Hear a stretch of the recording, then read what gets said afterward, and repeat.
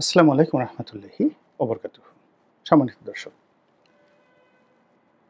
শেখ হাসিনার পতনের পর অর্থাৎ ৫ই আগস্টের পর বাংলাদেশের যে রাজনৈতিক দলটি নিয়ে সবচেয়ে বেশি আলোচনা হচ্ছে, ক্ষেত্র বিশেষে সমালোচনা যে হচ্ছে না তা নয়, এবং যে রাজনৈতিক দলটির তৎপরতা সকল মানুষকে আকর্ষণ করেছে এবং কিছু কিছু মানুষের মনে ভয়ও তৈরি করে ফেলেছে, এবং বাংলাদেশের রাজনীতিতে রীতিমতো একটা ভারসাম্যহীনতা তৈরি করে ফেলেছে। সেই দলটি হলো জামায়াতে ইসলামী। জামায়াত ইসলামী সম্প্রতি দুটো বৈঠক করেছেন তাদের যে আমির। প্রথম বৈঠকটি হলো প্রধান উপদেষ্টা ডক্টর মোহাম্মদ ইউনূসের সঙ্গে, আর দ্বিতীয় বৈঠকটি হলো সেনাপ্রধান ওয়াকারুজ্জামান সাহেবের সঙ্গে। জনাব ওয়াকারুজ্জামান কোনো রাজনৈতিক দলের নেতাদের সঙ্গে সরাসরি বৈঠক এখন পর্যন্ত করেননি, এক্সেপ্ট জামাত ছাড়া। এবং এমন একটা সময় তিনি জামাতের সঙ্গে বৈঠক করলেন, বা জামাত ওয়াকারুজ্জামান সাহেবের সঙ্গে বৈঠক করলেন, যখন বাংলাদেশ কার্যত একটা কঠিন সময় পার করছে এবং রাজনীতির একটা পট পরিবর্তন এবং রাজনীতির একটা পালা পরিবর্তন এবং আবহাওয়া পরিবর্তনের জন্য একটা সন্ধিক্ষণ তৈরি হয়ে গেছে। রয়টার্স থেকে শুরু করে পৃথিবীর নামকরা যে সকল পত্রপত্রিকা রয়েছে তারা বাংলাদেশের বিষয়গুলো নিয়ে হাইলাইট করছে, ডক্টর মোহাম্মদ ইউনূসকে নিয়ে এবং জেনারেল ওয়াকারুজ্জামানকে নিয়ে। কেবল ভারতীয় পত্রপত্রিকা নয়, আমেরিকান পত্রপত্রিকা, ইংল্যান্ডের পত্রপত্রিকা, ফ্রান্সের পত্রপত্রিকা, এমনকি চায়নার পত্রপত্রিকা, রাশিয়ার পত্রপত্রিকায় সিরিজ অফ রিপোর্ট ছাপা হচ্ছে। আমরা বাংলাদেশে বসে তা অনেক কিছু জানি না, আর জানলেও অনেক কিছু বলা এখানে বসে সম্ভব নয়। আমরা জানি যে জামাত একটা দল যারা ডানপন্থী রাজনীতির ভারসাম্য রক্ষা করে প্রথম থেকেই, স্বাধীনতার পর থেকেই। এখানে আপনাকে ডানপন্থী এবং বামপন্থী বিষয়টি একটু হালকাভাবে ধারণা দেই। মূলত কমিউনিস্ট যারা করেন, সেকুলার যারা রাজনীতি করেন, তাদেরকে বামপন্থী বা বামপন্থী সমর্থিত সরকার বলা হয়। যে কোনো কারণেই হোক না কেন, স্বাধীনতার পর বাংলাদেশ অনেকটা বাম ঘেঁষা হয়ে পড়ে, এবং বাংলাদেশ কমিউনিস্ট পার্টি এবং বামধারা যারা রাজনীতিবিদ, ইনক্লুডিং মাওলানা ভাসানী, তিনিও চীনপন্থী ছিলেন, তারা সরকারের উপর যে প্রভাব বিস্তার করছিলেন, এর ফলে কী হলো, ডানপন্থী যারা ধর্মভিত্তিক রাজনীতি করেন তারা কোণঠাসা হয়ে পড়েন এবং তারা গোপনে গোপনে জামায়াত ইসলামের নেতৃত্বে বা জামায়াত ইসলামের সঙ্গে সঙ্গবদ্ধ হতে থাকেন। আজকে যারা হেফাজত করেন, আজকে যারা চরমোনাই করেন, তারা ৭১-৭২ সালেও ছিলেন। তো তাদের মধ্যে এই যে ডানপন্থী যারা রাজনীতি করেন, যাদের মূল যে শক্তি, রাজনৈতিক শক্তি, সেটা হলো মুসলিম লীগ থেকে এসেছে। তো মুসলিম লীগের সেই যে ইসলামাইজেশন, সেই ইসলামাইজেশনটিকে আরও গোড়াভাবে, কট্টরভাবে ধারণ করে জামায়াত ইসলামী। তো এই শক্তিগুলো ৭৫-এর ১৫ই আগস্টের পরে তারা বিএনপির নেতৃত্বে ঐক্যবদ্ধ হয়ে যায়। তো একদিকে আওয়ামী লীগের নেতৃত্বে বামপন্থী যারা শক্তিশালী গ্রুপ, তারা তাদেরকে সমর্থন দেয়, আর বিএনপির নেতৃত্বে যত ডানপন্থী তারা ঐক্যবদ্ধ হতে থাকে। পরবর্তীতে শহীদ প্রেসিডেন্ট জিয়াউর রহমানের তিরোধানের পরে, শহীদ হওয়ার পর, যখন এরশাদ সাহেব আসলেন, তিনি কার্বন কপি করলেন বিএনপির, এবং বিএনপির জায়গাটা দখল করার জন্য তিনিও সকল ডানপন্থীদেরকে একত্র করে জামাতকে কাছে নেওয়ার চেষ্টা করলেন, এবং তিনি অনেকটা সফল হলেন। তো সেক্ষেত্রে যেটা হয়ে গেল যে জাতীয় পার্টি এবং বিএনপি তারা পরস্পরের রাইভাল হয়ে গেল, এবং ডানপন্থী যে শক্তিগুলো এটি দুই ভাগে বিভক্ত হয়ে গেল। অন্যদিকে বামপন্থী যে শক্তিগুলো আছে এটা সিমেন্টেড হয়ে গেল। তারা যতই বিভক্ত হোক, জাসদ কয়েক ভাগ বিভক্ত হয়ে গেল, বাসদ ভাগ হয়ে গেল, তারপর মাওলানা ভাসানীর যে ন্যাপ সেটাও কয়েক ভাগ বিভক্ত হয়ে গেল, কিন্তু শেষমেশ সবাই আওয়ামী লীগের সঙ্গে থেকে গেল এবং এখন পর্যন্ত আওয়ামী লীগের সঙ্গে আছে। পরবর্তীতে যখন এরশাদ সাহেবের পতন হলো, এরশাদ সাহেব পতন হওয়ার পরে তখন বাংলাদেশে দুটো ভারসাম্যের রাজনীতি শুরু হয়ে গেল। একটা হলো ডানপন্থী যারা রাজনীতি করবেন, সেই ডানপন্থী রাজনীতিবিদদের মধ্যে জামাত যে অবস্থা ছিল সে অবস্থাতে রয়ে গেল, আর বামপন্থী নিয়ন্ত্রিত যে রাজনীতি, সেই রাজনীতিতে একবার জাতীয় পার্টি বামপন্থীদের সঙ্গে অর্থাৎ আওয়ামী লীগদের সঙ্গে আসার চেষ্টা করলো, আবার বিএনপির সঙ্গে যাওয়ার চেষ্টা করলো এবং শেষ পর্যন্ত আওয়ামী লীগের সঙ্গে তারা আসলো। ফলে আওয়ামী লীগের বামপন্থীর সঙ্গে জনাব এরশাদের যে রাইট মানে দক্ষিণপন্থী যে উইংসটি আছে, সেই উইংসটি একত্র হয়ে গেল।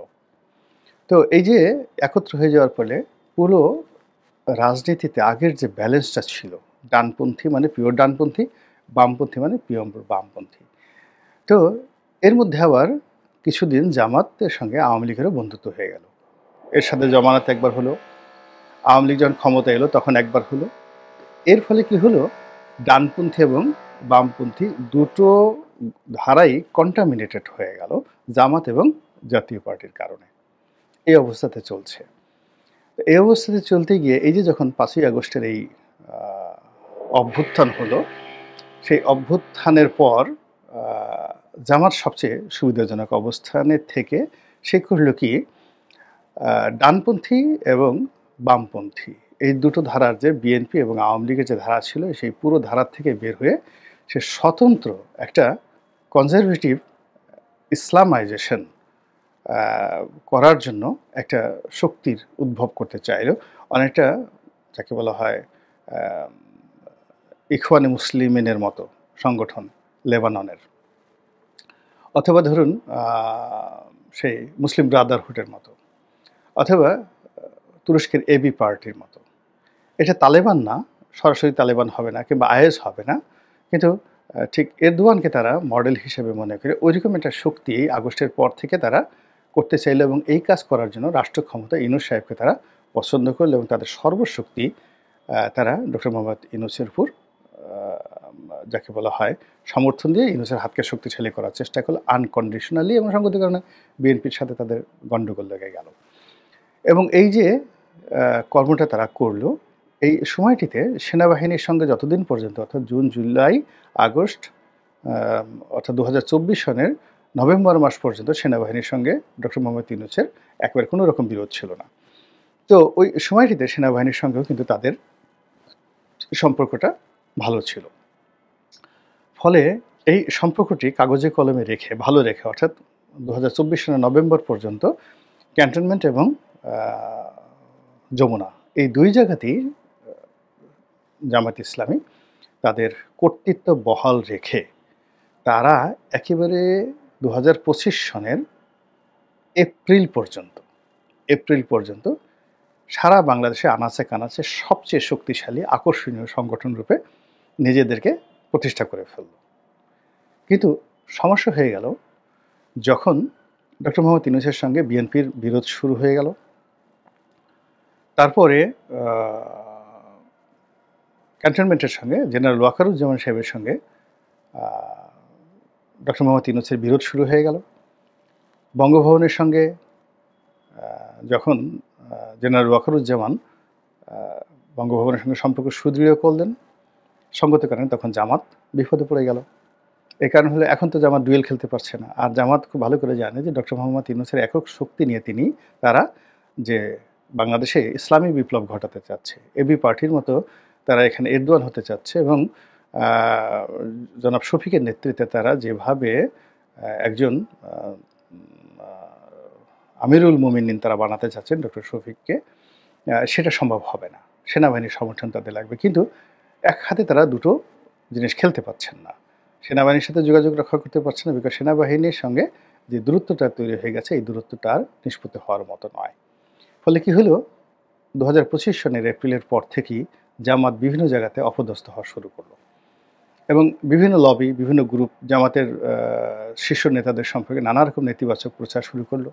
জামাতও এই ধরনের প্রচারকে মোকাবেলা করার জন্য তারাও সামাজিক মাধ্যমে ব্যাপক বিনিয়োগ করলো এবং এই বিনিয়োগ করে করে জামাত একটা এক্সট্রিম পর্যায়ে চলে গেল। এবং এই এক্সট্রিম পর্যায়ে চলে যাওয়ার পরে জামাত এখন অভ্যন্তরীণ রাজনীতিতে তারা কোন অবস্থায় আছে তারা ভালো জানেন। আন্তর্জাতিকভাবে তারা একদম রীতিমতো টার্গেটেডে পরিণত হয়ে গেল। বিশেষ করে ভারতের যে লবিস্ট গ্রুপগুলো রয়েছে তারা এটিকে একটি জঙ্গি সংগঠন, এটিকে একটি ইসলামিক ফান্ডামেন্টাল পাওয়ার হিসেবে সারা ইউরোপ এবং আমেরিকাতে এটা প্রচার করলো এবং এই প্রচারটা এসে ডক্টর মোহাম্মদ ইউনূসের উপর প্রেশার ক্রিয়েট করলো। ফলে কি হলো, ডক্টর মোহাম্মদ ইউনূস সরাসরি কিছু না বলে তার যারা উপদেষ্টা রয়েছেন তারা জামাতকে কটাক্ষ করে, অর্থাৎ জামাতের সঙ্গে ডক্টর মোহাম্মদ ইউনূসের যে দহরম এবং মহরম সম্পর্ক, সেখানে সার্কিট ব্রেকার রূপে ইউরোপ এবং আমেরিকার যে মানবাধিকার সংগঠন, আন্তর্জাতিক সংগঠন, তারপর শেষে জাতিসংঘ, এরপরে পশ্চিমের যে সন্ত্রাস বিরোধী বিভিন্ন সংগঠন রয়েছে তারা সার্কিট ব্রেকার হিসেবে দাঁড়িয়ে গেল, আমাদের সাথে সম্পর্ক চাও, জামাত ত্যাগ করো। এখন জামাত কোথায় যাবে? ইউনূস সাহেবের সঙ্গে তাদের যে সম্পর্ক, সেই সম্পর্কের ভিত্তিতে আল্টিমেটলি ক্যান্টনমেন্টে তারা ব্ল্যাক লিস্টেড হয়ে আছে। আবার অন্যদিকে ডক্টর মোহাম্মদ ইউনূসের সাথে বেশি সম্পর্কের কারণে তাদের বিএনপির সাথে তাদের সম্পর্কটা নষ্ট হয়ে গেছে। বিএনপিতে তারা বারবার চেষ্টা করছে, সেখানে ফিরে যেতে পারছে না। আবার অন্যদিকে পশ্চিমাদের সমর্থন ছাড়া এই সরকার একদিনও টিকতে পারবে না। এইজন্য পশ্চিমাদেরকে খুশি করার জন্য সেখানে সার্কিট ব্রেকার হিসেবে পশ্চিমা শক্তি ঢুকে গেছে এবং সেখানে সরকারের যারা কর্তা ব্যক্তি তারা জামাত পরিহার করার চেষ্টা করছেন, ফলে জামাত পড়ে গেল মারাত্মক বিপদের মধ্যে। এবং সেই বিপদ এই মে মাসে এসে একেবারে রীতিমতো রাহুর মতো তাদেরকে গ্রাস করে ফেলছে। জামাত ইজ নো হায়ার। এর মধ্যে যখন এই এনসিপির সাথে, অর্থাৎ কিংস পার্টির সাথে জামাতের বিরোধটা একটু প্রবল হয়ে গেল এবং জনাব মাহফুজ, যাকে মাস্টার মাইন্ড বলা হয়, তিনি এমন একটা বিবৃতি দিলেন, ফেসবুকে স্ট্যাটাস দিলেন, যা কিনা জামাতকে আবার আদালতের কাঠ গড়ায় দাঁড় করানো হয় এবং যুদ্ধাপরাধীদের বিচারের যেটা প্রক্রিয়া চলছে, এখানে যে আওয়ামী লীগের বিচার চলছে, সেখানে তার এই বক্তব্য দ্বারা বোঝা যাচ্ছে যে জামাতের মধ্যে এখনও যারা যুদ্ধাপরাধী রয়েছেন তাদেরকে এই কোর্টে বিচার করা উচিত। জামাত লেবুগণ একদম যাকে বলা হয় খেপে গেল। এনসিপি থেকে শুরু করে সরকারের প্রতি তাদের যে সমর্থন ছিল সেই সমর্থন তারা উঠিয়ে নিল। উঠিয়ে নিয়ে তারা একটা পৃথক জায়গাতে বসে যখন চিন্তা ভাবনা করছিল কি করা যায়, কি করা যায়, কি করা যায়, ঠিক সেই সময়টাতে কয়েকটা ঘটনা ঘটলো। অর্থাৎ আওয়ামী লীগ নিষিদ্ধ করার মতো একটা ঘটনা ঘটে গেল এবং এটা কীভাবে কেন হলো এটা আমি এখন পর্যন্ত বুঝতে পারছি না। বাট এই ঘটনাটা ঘটে গেল যেটা সরকারের ভিত্তিটিকে নাড়িয়ে দিয়েছে। এরপরে এশরাকের যে বিষয়টি আছে, সিটি কর্পোরেশনের মেয়র নির্বাচন, মানে দক্ষিণ সিটির মেয়র হিসেবে শপথ গ্রহণ করা নিয়ে পুরো রাজপথ উত্তপ্ত হয়ে গেল এবং সরকার একটা ঐতিহাসিক ভয়ের মধ্যে পড়ে গেল। ক্ষমতা যায় যায় অবস্থা। উনি এই অবস্থা থেকে বাঁচার জন্য প্রথমে বললেন যে আমি পদত্যাগ করব। তারপর তিনি একটা বৈঠক ডাকলেন এবং সেই বৈঠক ডাকার পর, সর্বদলীয় বৈঠক ডাকার পর সবাই গেলেন এবং সেখানে জামায়াতের আমিরকে আবার সেখানে ডাকা হলো। তো জামায়াতের আমির সেখানে গেলেন এবং এই প্রথম তিনি ডক্টর মোহাম্মদ ইউনূসের সামনে সিনা উঁচু করে একেবারে আমিরুল মুমিনের মতো তিনি বসলেন এবং সরকার যে অবস্থার মধ্যে পড়ে গেল, সেই অবস্থার মধ্যে পড়ে যাওয়ার কারণে জামাতের সমর্থন ছাড়া আসলে তার আর কোনো রক্ষা ছিল না। আবার অন্যদিকে জামাত যে ধরনের একটা অস্বস্তিকর অবস্থার মধ্যে পড়ে গিয়েছিল, বন্ধুহীন হয়ে পড়েছিল, তো সেক্ষেত্রে সরকারের পক্ষ থেকে যে মানে বন্ধুত্বের আহ্বান তাদের প্রতি জানানো হয়েছিল, এটিকে তারা লুফে নিল। ফলে ওই যমুনার যে বৈঠক থেকে বের হয়ে জামাতের আমির যে বক্তব্য দিলেন, সেই বক্তব্যটা মূলত সরকারের ভাষা, অর্থাৎ ডক্টর মোহাম্মদ ইউনূসের ভাষাই তিনি তার নিজের জবান দিয়ে প্রকাশ করলেন। কিন্তু সমস্যা হয়ে গেল, এই খবর যখন উত্তরপাড়াতে গেল, সেখানে সঙ্গতির কারণেই এমনি একটা জামাতের প্রতি তাদের রাগ ছিল, বিরাগ ছিল, ক্ষোভ ছিল দুটো কারণে। প্রথম কারণ হলো যে তারা ডক্টর মোহাম্মদ ইউনূসকে এম্পাওয়ার্ড করছে, এনসিপিকে এম্পাওয়ার্ড করছে। দ্বিতীয় যে বিষয়টি ছিল সেটি হলো পশ্চিমা শক্তি জামাতকে পছন্দ করছে না। আবার তৃতীয় যে বিরাগ সেটা হলো যে এখন আবার এই যখন দুটো পক্ষ আলাদা হয়ে গেছে, দুটো পক্ষের মধ্যে একেবারে রীতিমতো রেষারেষি শুরু হয়ে গেছে, তো সেখানে জামাত একটা পক্ষ যখন আবার অবস্থান নিয়েছে তাদের পক্ষে, তখন সঙ্গত কারণেই উত্তরপাড়া বা জেনারেল ওয়াকারুজ্জামান বা সেনাবাহিনী তাদের মন ভারী হবে, রাগ হবে, বিক্ষুব্ধ হবেন, এটাই স্বাভাবিক। এখানে প্রেম প্রীতির কোনো লক্ষণ নেই। ফলে কী হলো, নজিরবিহীনভাবে ক্যান্টনমেন্টে বৈঠক হলো। জামাতের যারা নেতৃবৃন্দ তারা জেনারেল ওয়াকারুজ্জামানের সাথে বৈঠক করেছেন, এটা পত্রপত্রিকায় এলো এবং সেখানে বৈঠকে কুলাকুলি মুসাহাফা বা মানে সেখানে জামাতের আমিরের দোয়া নেওয়ার জন্য সেই বৈঠক হয়নি। যদি দোয়া নেওয়ার জন্য হইতো তাহলে জেনারেল ওয়াকারুজ্জামান বা সেনা কর্মকর্তারা জামাতের আমিরের অফিসে আসতেন। তো সেখানে গিয়ে যা হয়েছে এটা আমরা যা কল্পনা করতে পারি, এখানে না বলাই উত্তম। কিন্তু আমরা যেটা দেখলাম যে তিনি, অর্থাৎ জামাতের আমির বা জামাতের যারা নেতৃবৃন্দ, তারা সেনাবাহিনীর সাথে বৈঠক শেষে বাইরে এসে যে সকল কথাবার্তা বললেন, সেই কথাবার্তার মধ্যে আর ডক্টর ইউনূসের সঙ্গে তাদের যে বৈঠক হয়েছিল, এই দুইয়ের কথাবার্তার মধ্যে বিস্তর ফারাক লক্ষ্য করা যাচ্ছে। ফলে কি হলো? জামাত আবার একাকী হয়ে পড়েছে এবং জামাতি যে একাকী হয়ে পড়েছে তার সঙ্গে, সঙ্গে কিন্তু আবার ডক্টর মোহাম্মদ ইউনূসও একাকী হয়ে পড়েছেন। এনসিপিও একাকী হয়ে পড়েছেন। বিএনপিও একাকী হয়ে পড়েছে এবং সেই একাকিত্বের মধ্যে আবার হঠাৎ করে দেখা গেল যে জনাব ওবায়দুল কাদেরের একটি সাক্ষাৎকার বা তার মানে আবির্ভাব, তিনি একটা সাক্ষাৎকার দিলেন এবং তার যে নতুন করে আবির্ভাব হলো যে তিনি আসছেন বা তিনি আছেন, আওয়ামী লীগ আছে, দেশ বিদেশে বিভিন্ন চ্যানেল তার যে বক্তব্য, সব মিলিয়ে আপনার কাছে কি মনে হয়? রাজনীতির একটা নতুন মোড় নিল না? রাজনীতির নতুন হিসাব শুরু হয়ে গেল এবং আমরা যেভাবে মনে, মনে কলা খাচ্ছি, আসলে সেই কলা অনেক ক্ষেত্রে পচে গেছে। এই কলা আর খাওয়া যাবে না। নতুন করে কলা গাছ লাগাতে হবে, কলার ফলন হতে হবে। আবার সেই কলা যখন ফলবতী হবে, তখন আবার নতুন করে চিন্তা ভাবনা করতে হবে। মহান আল্লাহ আমাদের সবাইকে হেদায়েত দান করুন এবং হেফাজত করুন। আসসালামু আলাইকুম ওয়া রাহমাতুল্লাহি ওয়া বারাকাতুহু।